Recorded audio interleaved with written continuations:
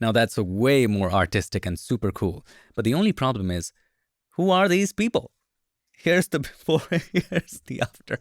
That's what happens when you order parents from Temu. Hi there, this is Unmesh from PiXimperfect. I hope you're having a great day and making it an incredible one. Let's take a look at the 14 big new features in Photoshop version 27.6, starting with the reflection removal now being directly available in Photoshop's workspace. Earlier, we applied it in Camera Raw, but right now, you can simply go to Edit and Reflection Removal. But it's grayed out. Why? Because it only works with 8-bit inside of this workspace. So let's go to Image mode and change it to 8 bits from 16 bits. Now when you go to Edit, reflection removal is active and you will see a dialog box which gives you the option to keep the reflection layer separate. We definitely do want to do that and set the quality to the highest. The lower the quality, the faster the rendering, but the lower the quality. So as you can probably see me right there in the reflection taking a picture of this statue, and there's tons of reflections out there and it does a pretty amazing job. Before, after. What's crazy is that it also creates a reflection layer where you can clearly see me taking that picture. You can obviously combine both of them. Let's bring the reflection layer above this. You can decrease the opacity that way or change the blend mode of this one from normal to screen. See how natural it looks? You can now decrease the opacity, set it how you like it. Totally up to you, or not use it at all, completely your call. Although it is recommended that you apply it directly inside of Camera Raw, especially when the photo is raw, gives you far better result. I have the same raw photo of the same thing. Let's bring it directly into Photoshop. It opens it up in Camera Raw, and here let's apply the same thing by going to the Remove section, scroll down, open up Reflections and apply. Definitely we want the quality to be the highest, so let's set the quality to best. Obviously you can choose from here how much reflection you want. Just hit open for now to compare. So this is done with the raw photo inside of Camera Raw. Look how clean that is. Now, here was the PNG file where we did the same thing. Let's zoom in and you would notice some artifacts here and there. Have a look at this. Similarly, let's take a look at this. There are these artifacts here, which is not there or very less inside of the raw. So it is recommended that you do it inside of Camera Raw. Better results since you have more details that way, but the Photoshop one gives you more flexibility. The Remove tool now detects all kinds of distractions. If you were to select the Remove tool, first of all, let us create a new layer. We want to keep it non-destructive.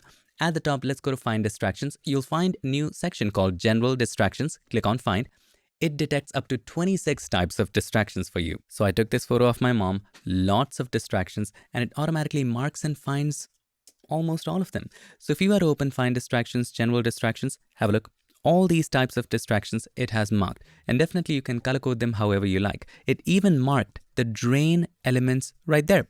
If you wanted to change the color of that, simply click here, maybe change it to red, and now it is red. Just for organization. Cables and attachments, drain elements. If you do want to keep something, uncheck that. Highlights. If you turn that off and on, you'll find that it detects these lights as highlights. We do want to keep the lights, so check that off. And then there are these distracting poles. It definitely detects all of those poles. That's good. Spots and dust. Have a look at the ground. It detected all of those as well. Urban elements. See all those poles by the side of the road? It detected them as well.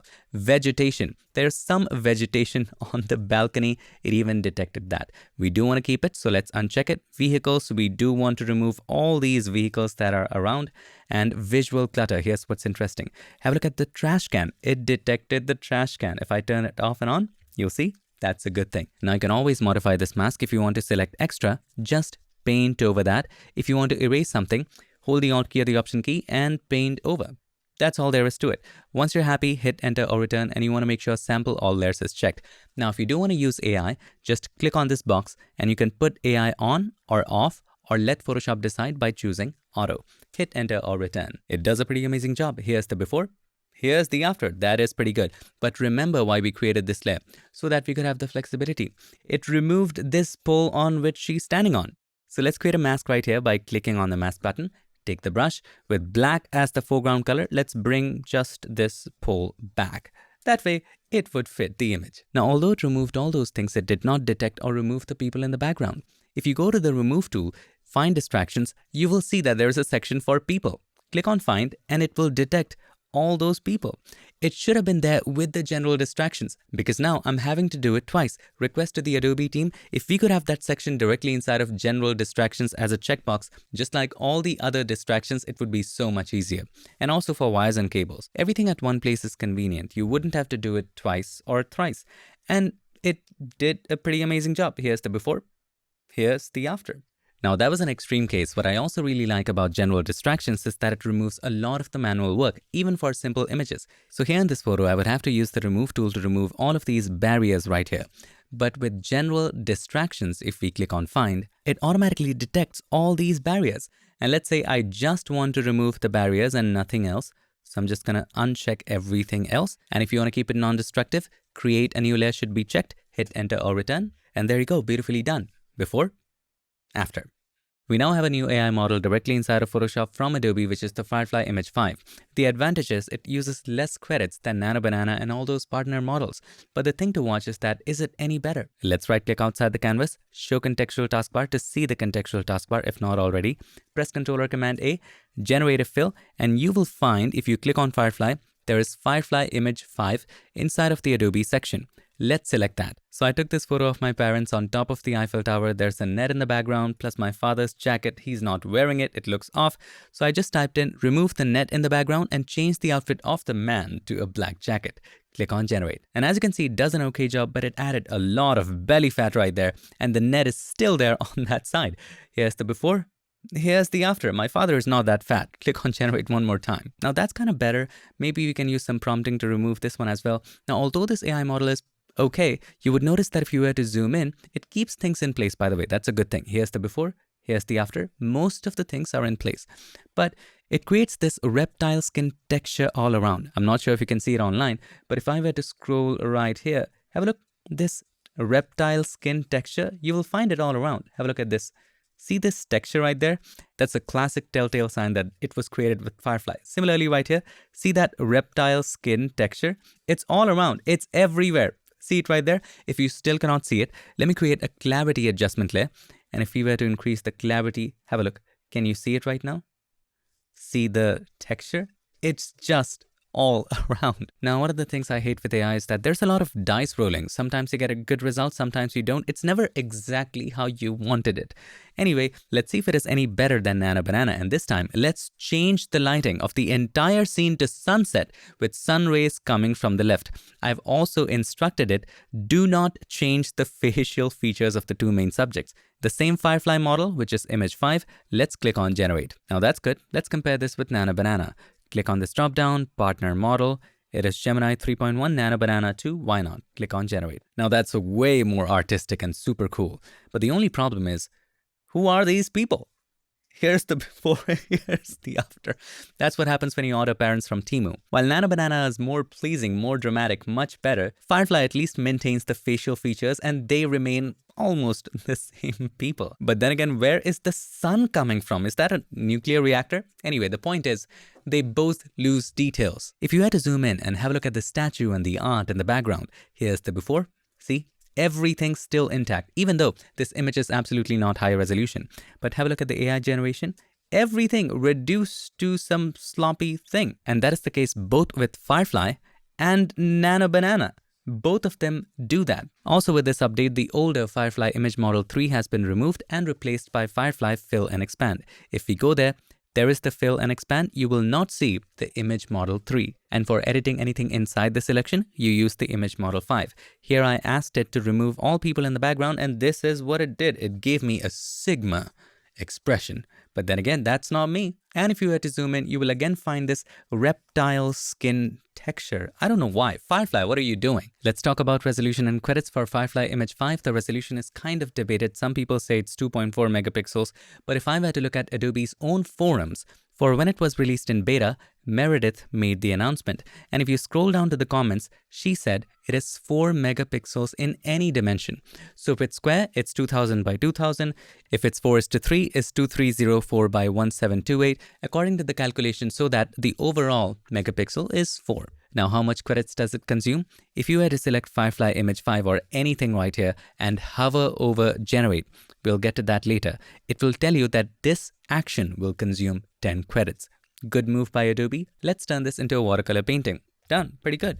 Now, here's what's special about Firefly Image 5. For the most part, if you were to zoom in, have a look. Here's the before. Here's the after. It keeps everything at the exact same place. Before, after, all the outlines, all the eyes, the mouth, everything in the exact same place for the most part. And that's good. By now, you might already have seen that Photoshop now has a new model picker. So whenever you type in a prompt, if you click on the model picker, it separates Adobe models from partner models, making it very, very easy for you to switch between them. Earlier, the model picker was longer, sometimes covering the image, a little UI change. Another change that I just mentioned, worth mentioning separately, is that now we have a new model. If you go to partner, you will find Nano Banana 2 right there. Now Adobe keeps on adding all of these models, and obviously you have the Firefly Image 5. And new models, as they become available, will continue to populate right here in this particular section. Another little UI change is that earlier it was harder to keep track of longer prompts. It would get hidden and you would have to swipe everything. But right now, if you go to generative fill and you type in a longer prompt, it goes to the next line. And you can have as long as a prompt you want, and you can see the whole prompt at once. Earlier, you were not able to do that. It would just be in one line and you would have to just scroll all of them through to track everything. Now, it just made it easier to see. Now, after asking for a long time, we now have support for reference images for partner models. For example, in this case, if we were to select the shoe area, a lot of people hate my shoes for whatever reason. I absolutely love these red shoes. Let's make a selection right there. Click on generative fill and I'm just going to type in replace the red shoes with the yellow shoes attached, keeping the position exactly the same. What yellow shoes? I do have an image. First of all, let us pick Nano Banana, partner Nano Banana 2. Here, this becomes activated. Click on that to add a reference image. I'm going to add image. And I have a photo of these yellow shoes. Let's select those, click on open. As you can see, the reference image right here is loaded. Click on generate. And the crazy part is it takes those exact shoes and places them in the exact same position. Before, after. And if I were to show you the picture of the shoe, take a look. It is almost the same as this one right there. Now, after a lot of complaints, Photoshop has finally made kind of transparent to check how much credits each action will take. For example, if you click on generative fill and type in remove all people and the railings, and let's choose a model. For example, Nano Banana 2. Right now, if you hover over generate, it tells you that it will take anywhere between 10 to 40 credits. It's still not clear. But if you were to choose something like Firefly Image 5, hover over that, it tells you it will take 10 credits. If you select something like Nano Banana Pro, hover over it, and it will tell you that this will definitely take 40 credits. Now, if you're not seeing this notification right there, just go to Photoshop, Settings, Notifications. On Windows, it would be under Edit, Preferences, Notifications.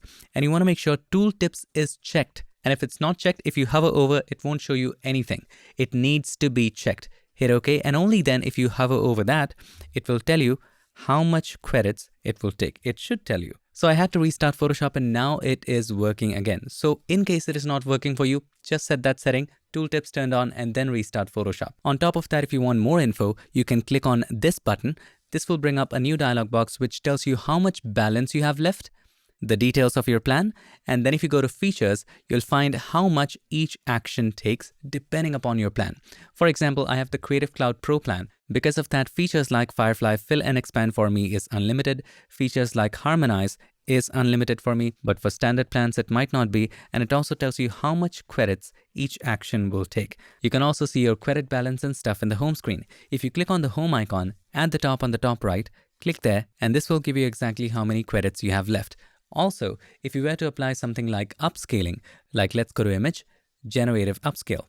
If you click there, it again gives you the same dialog box telling you how much each feature will take. And after you've applied generative fill and applying more iterations through properties, here as well you will find this button which gives you the exact same thing. So many ways to show transparency, a step in the right direction. The next feature was in beta. Now it's in the main version of Photoshop, but it does have limitations. Here I have the background layer. On top of that, we have a smiley, heart emoji, fire, and all kinds of emojis. If I were to click on this button, it automatically analyzes all the layers and can rename it. You can also choose to delete all of the empty layers and rename layers. You can rename layers of the entire document or the selected layers. Let's pick entire document and click on apply. And there you go, automatically renamed. Yellow emoji face, red heart emoji, flame, yellow star. Pretty good. Now keep in mind, all of these were pixel layers and they were recognized and renamed. But if we were to go back and manually name one of the layers, for example, I'm gonna name it love. And then if we click on this button, let's see what happens. Let's rename everything. So whatever you have manually named, it won't rename that thing. it will rename everything else where the default layer name was. But if you don't want to force rename it for whatever reason, let's say I also named this one just yellow. I want to force rename both of these. Let's select this one, hold the controller command, select that one again. Now let's click there, and this time just to force it, I'm going to choose selected layers and apply. And this time it renamed them again. Now we need to know the limitations of this.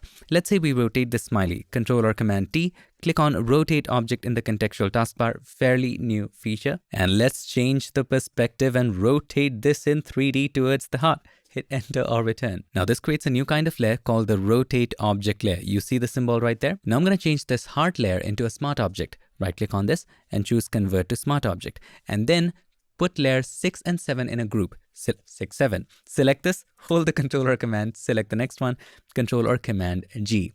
And on the very top, we are going to create an adjustment layer. Click on the adjustment layer icon, choose our favorite curves and just bring it down like so, making this darker. Now let's also create an empty layer at the top, which is layer 8. Now click on this button, see what happens. Delete empty layers, rename layers and entire document. Click on apply. Now it automatically did delete the empty layer, but have a look. It did not rename the rotate object layer. It did not rename the smart object. It did not rename the group or the adjustment layer. And also the background layer remains unnamed, but it did rename the pixel layers inside that group. So do know that there are limitations. So this is not a perfect feature yet. Now we have already talked about the rotate object feature in a previous video, in this video to be precise.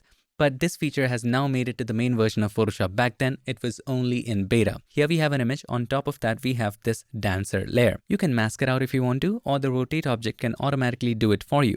Let's press Ctrl or Command T. In the contextual taskbar, you will see the rotate object button. Let's click there and hit continue. Keep in mind, this is a 16-bit photo. Rotate object only works with 8 bits. So it just gives you a warning that the color details may be lost. It's fine.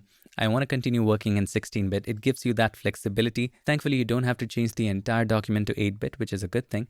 And it gives you this low resolution version of this where you can change the perspective. You want to keep it this way and you can rotate it however you want. So let's rotate it like so. And then you can rotate the subject, tilt the subject however you want. This is fantastic. And by the way, obviously you can place it anywhere. You can also rotate and tilt from these buttons right there. If you click there, you can use these sliders here. I'm going to set it to how it was. If you click on rotate, you have all of these sliders here as well. If you want to use precise numbers when it comes to the angle, you can go to the properties panel. If you don't see the properties panel, go to window and you want to make sure properties is checked. And here you can exactly set how you want to rotate or transform it. Once you're happy, hit return or simply click on done. It will enhance the image and bring back the details. Take a look at this. All the details are back. This is pretty good. And now on top of that, you can do harmonize to match the subject with that of the background. Let's click on harmonize right here. Now I gotta say, this is crazy. It's really crazy. You now have 3 options. First, second, third. And obviously you can generate multiple times. Never thought it could match that beautifully. Let's go with this one. Now you can do a lot of things from here. This was just to show you how the rotate object works. If you want to learn it in more detail, you can watch this video right there. If you want to generate a brand new image from scratch, Photoshop has created and redesigned a workflow to make things easier. But in my opinion, it's not that good. If you go to File, New, and let's create a 2000 pixel grid, and click on create. If you see a blank document in the contextual taskbar, you will see a new button called generate image. And now you can type in a prompt to create an abstract background, whatever you want. I just need a seamless pattern and you can choose reference photos, styles. If you click there, you have different effects, materials, movements, a lot of things. Let's select Art Deco and for reference photo, let us choose a style reference. You also have a composition reference. Let's choose image and I have a picture of my mom's painting and I want to create that seamless pattern in the same style. Click on open. By the way, here's the painting if you're interested. Now here's what I don't like about this. I think Adobe is going to change that very soon. If you go to the model selection, you only have Firefly Image 3 and Adobe is talking about removing that. Here are some references. Anyway, let's click on generate. Now this model is 2 years old. In AI world, this is 20 and it does an okay job, but if you were to zoom in, things start to fall apart and it's just slop. I'm going to share with you a better way and it is inside of Photoshop. Even Adobe is underselling it and they're not talking about it. If you go to the home screen, there is a Firefly workspace built into Photoshop. Click on that and you can generate images directly right here with whatever model you want. You have a lot of options, plus you have the resolution choice. You can generate something in 4K. So I'm going to ask for the same thing, create a seamless pattern in the style of this painting. Let us drag and drop that painting right here as the reference photo, and we can actually keep it square, 4K resolution, and Nano Banana Pro. Why not? And it will use 80 freaking credits. Click generate. So I did create a few results. This is also not perfect, but it's 4K and it can generate higher quality. Once you're happy with something, click on open in editor in this corner right there, and it automatically opens that up in Photoshop. Now, can you really turn it into a seamless pattern? Let's see. By the way, it's more detailed. Let's go to view and then pattern preview. It gives you a preview of whether this can be turned into a pattern. And for the most part, it is, no, you cannot. It's terrible. It really is terrible. Let's zoom out. Can you see the edge lines? Yes, I can see the edge lines. So yeah, it's still not perfect. I did give you a better interface, better AI, better result, but human wins. For funky generations like car made of ice on a desert, possibly it gives you a sharper and cleaner result. But thank you, AI, because we have images like this, and I'm paying double or triple for things like this. One actually good addition in this update is the brand new Actions panel. It has added a lot of new features, it works brilliantly, and it has action previews. So if you were to go to Window, Actions, you'll see the brand new Actions panel. Let's dock it right there. And it has action previews for a lot of actions. So you see these icons right next to some actions, which means that those actions have a preview. So if I were to hover over those, you will have a preview of how those actions would look if I were to apply them. One other great change is, remember when this was introduced in beta and I complained about this being destructive and not having non-destructive actions? This time, most of the actions, if not all, are non-destructive. So if I were to select something like make subject pop, it is a complex action. It takes time to select the subject and the background and applies adjustments to them separately. Have a look at this. Here are the subject adjustments and background adjustments. It brightens the subject area, adds some clarity there, lots of adjustments there, and it also darkens the background just to make the subject pop. Here's the overall before, here's the after, and all of it is absolutely non-destructive. You can always go to these settings. For example, I want to control the exposure, double click on the symbol of the adjustment layer, and control the exposure from there. You want to control the clarity and dehaze, click there and you can decrease the clarity if you wish, make it slightly softer and work with dehaze like so. I really like how these actions are overall built. If you go to the actions panel, there's a yours section. These are the actions that you have created or installed, and they are wonderfully grouped. For instance, I want to find an action to whiten my teeth. I've lost it somewhere. There is an action search. I can search for it, and there's the whitened teeth. Click there. It applies my action, and I just have to paint over the teeth right now. I've made this action in such a way that it keeps it natural, not Colgate bright, but this looks pretty good. Now you can go a step further and modify this in many ways for better organization. So if you click on the cog icon next to an action, you can change the thumbnail of this. For example, I want to change the icon to this one, more like brightening things. You can also add a description for a better search. You can record steps on top of that and then save it. I'm not going to create a new copy, just save and overwrite. Have a look, the icon is changed. So if I go to yours, you would notice that for whitening teeth, the icon is changed, making it very easy for us to find the actions. Also, the overall actions have improved a lot. Earlier, when I applied something like blur background, it used to create a halo.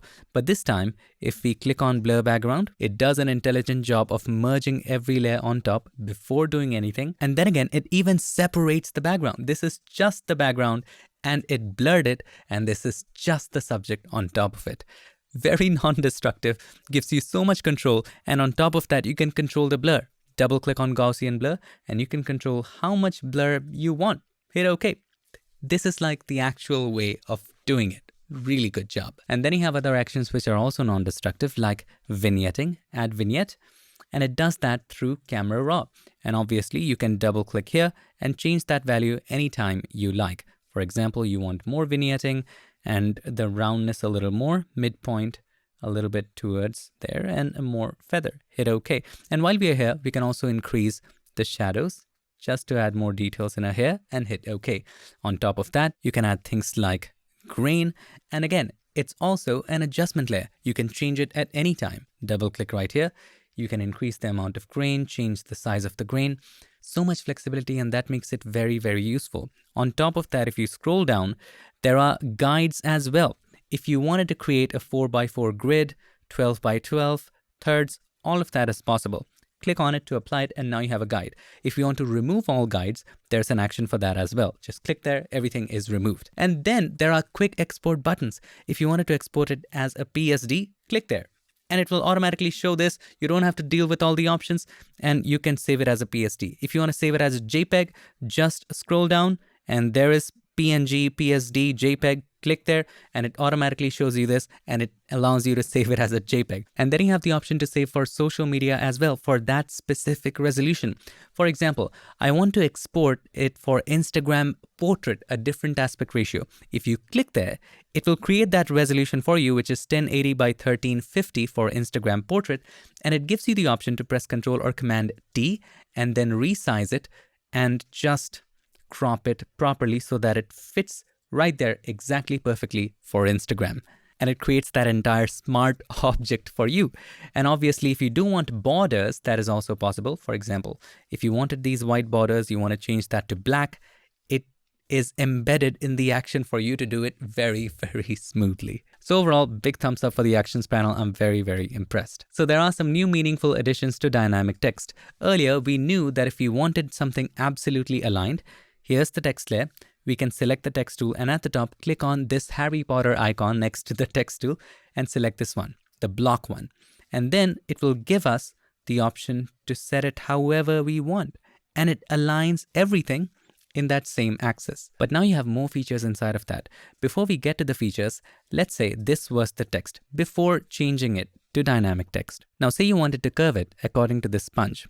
The only option you would have is clicking here before and choosing a style like arc.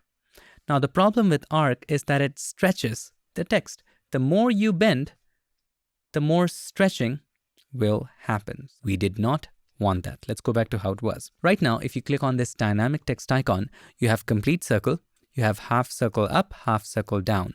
So let's select this one and have a look. This is not stretched. Hold the controller command and resize. If you want to maintain proportions as you're resizing, you can hold the shift key, so that way it will maintain proportions. So I'm going to keep it this size, and then you can hold the controller command again, hold from the middle and move it right there. Now obviously from the dynamic text options, you can choose this one, you can choose this one for that, and you can also choose full circle. Completely up to you. Let's go with this.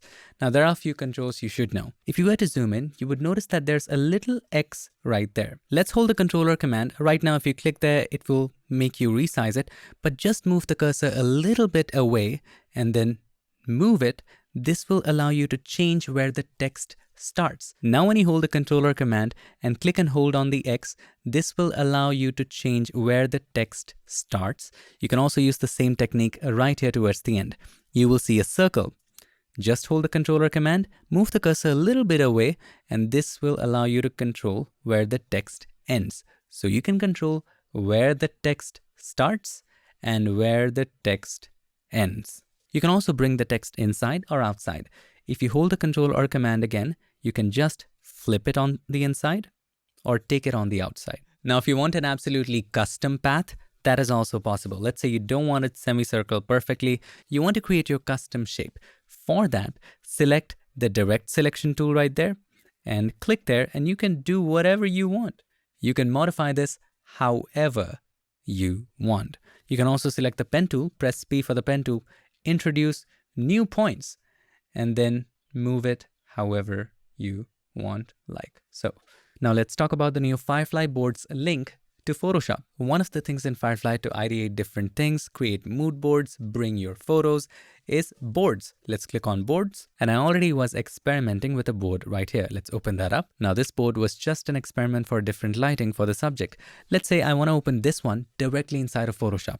Click there, click on the 3 dots, more icon, click on open in Photoshop. It will automatically upload the file, give it a little bit of time. And then if you open up Photoshop, wait for a while, It downloads the photo and it's now in Photoshop. The first time you do it in browsers like Chrome, it might ask you for your permission right here somewhere. So just allow it. And right now it is open back in Photoshop. Now let's say you added some text here. And I've done that right here with Magic. And say you want to open this back in Firefly boards. For that, we need to save it. Go to File, Save. And this time we need to save it as a cloud document, taking up space in your cloud. Your files is fine. I'm not going to change the name. Click on Save. So now when you click on the share icon, there is Send to Firefly Boards. Click on that. And then you can select the exact same board and click on Open in Boards. By the way, you do need to wait for it to upload if it has not already uploaded. Now it is added. I can place it right here and continue my mood boarding journey. So that was it for the updates. What do you think? What are your thoughts? What you liked? What you did not like? Let's talk about it in the comments. Honestly, AI doesn't super excite me anymore. If somebody told me tomorrow that you can just type in a word and AI will generate an entire 3-hour movie for you, exactly tailored for you, I would be like, sure. Every time you blink, there's a new AI. Every day I wake up, I'm bombarded with AI. And honestly, I'm tired. I don't know how you feel about that, but it's just something I feel.